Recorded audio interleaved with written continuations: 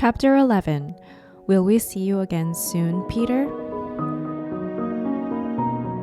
Anna Marie blinked. Across the dark room, she saw Ellen too, peering into the narrow wooden box in surprise. There was no one in the casket at all. Instead, it seemed to be stuffed with folded blankets and articles of clothing. Peter began to lift the things out and distribute them to the silent people in the room. He handed heavy coats to the man and wife, and another to the old man with the beard. "It will be very cold," he murmured. "Put them on." He found a thick sweater for Mrs. Rosen and a woolen jacket for Ellen's father. After a moment of rummaging through the folded things, he found a smaller winter jacket and handed it to Ellen. Anna Marie watched as Ellen took the jacket in her arms and looked at it. It was patched and worn. It was true that there had been few new clothes for anyone during the recent years, but still, Ellen's mother had always managed to make clothes for her daughter, often using old things that she was able to take apart and refashion in a way that made them seem brand new. Never had Ellen worn anything so shabby and old. But she put it on, pulled it around her, and buttoned the mismatched buttons. Peter, his arms full of the odd pieces of clothing, looked toward the silent people with the infant. "I'm sorry," he said to them. "There is nothing for the baby." "I'll find something," Mama said quickly. "The baby must be warm." She left the room and was back in a moment with Kirsty's thick red sweater. "Here," she said softly to the mother. "It'll be much too big, but that will make it even warmer for him." The woman spoke for the first time. "Her," she whispered. "She's a girl. Her name is Rachel."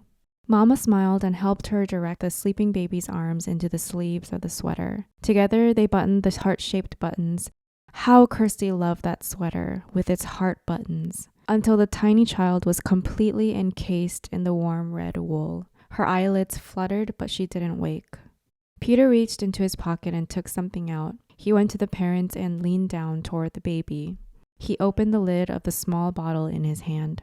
"How much does she weigh?" Peter asked. "She was 7 pounds when she was born," the young woman replied. "She's gained a little, but not very much. Maybe she weighs 8 pounds now, no more. A few drops will be enough then. It has no taste. She won't even notice." The mother tightened her arms around her baby and looked up at Peter, pleading. "Please, no," she said. "She always sleeps all night. Please, she doesn't need it. I promise. She won't cry." Peter's voice was firm. "We can't take a chance," he said. He inserted the dropper of the bottle into the baby's tiny mouth and squeezed a few drops of liquid onto her tongue. The baby yawned and swallowed. The mother closed her eyes. Her husband gripped her shoulder. Next, Peter removed the folded blankets from the coffin one by one and handed them around. "Carry these with you," he said.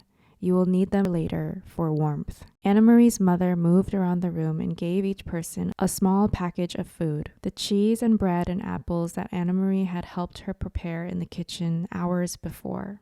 Finally, Peter took a paper-wrapped packet from the inside of his own jacket. He looked around the room at the assembled people, now dressed in the bulky winter clothing, and then motioned to Mr. Rosen, who followed him to the hall. Anna Marie could overhear their conversation. "Mr. Rosen," Peter said, "I must get this to Henrik, but I might not see him. I am going to take the others only to the harbor, and they will go to the boat alone. I want you to deliver this, without fail. It is of great importance." There was a moment of silence in the hall, and Anna Marie knew that Peter must be giving the packet to Mr. Rosen. Anna Marie could see it protruding from Mr. Rosen's pocket when he returned to the room and sat down again. She could see, too, that Mr. Rosen had a puzzled look. He didn't know what the packet contained. He hadn't asked. It was one more time, Anna Marie realized, when they protected one another by not telling. If Mr. Rosen knew, he might be frightened. If Mr. Rosen knew, he might be in danger. So he hadn't asked, and Peter hadn't explained. "Now," Peter said, looking at his watch, "I will lead the first group. You and you and you." He gestured to the old man and the young people with their baby. "Inge," he said. Anna Marie realized that it was the first time she had heard Peter Nilsson call her mother by her first name. Before, it had always been Mrs. Johansson, or in the old days during the merriment and excitement of his engagement to Lise, it had been occasionally Mama. Now it was Inge. It was as if he had moved beyond his own youth and had taken his place in the world of adults. Her mother nodded and waited for his instructions. You wait 20 minutes and then bring the Rosens. Don't come sooner. We must be separate on the path, so there is less chance of being seen. Mrs. Johansson nodded again. Come directly back to the house after you have seen the Rosens safely to Henrik. Stay in the shadows and on the back path. You know that, of course. By the time you get the Rosens to the boat, Peter went on, I will be gone. As soon as I deliver my group, I must move on. There is other work to be done tonight. He turned to Anna Marie. So, I will say goodbye to you now. Anna Marie went to him and gave him a hug. But we will see you again soon? She asked. I hope so, Peter said. Very soon. Don't grow much more, or you will be taller than I am, little long legs. Anna Marie smiled, but Peter's comment was no longer the light-hearted fun of the past. It was only a brief grasp at something that had gone. Peter kissed Mama wordlessly. Then he wished the Rosens Godspeed and he led the others through the door. Mama, Anna Marie, and the Rosens sat in silence. There was a slight commotion outside the door, and Mama went quickly to look out. In a moment, she was back. It's all right, she said, in response to their looks. The old man stumbled, but Peter helped him up. He didn't seem to be hurt. Maybe just his pride, she added, smiling a bit. It was an odd word, pride. Anna Marie looked at the Rosens, sitting there wearing the misshapen, ill-fitting clothing, holding ragged blankets folded in their arms, their faces drawn and tired. She remembered the earlier, happier times. Mrs. Rosen, her hair neatly combed and covered, lighting the Sabbath candles, saying the ancient prayer.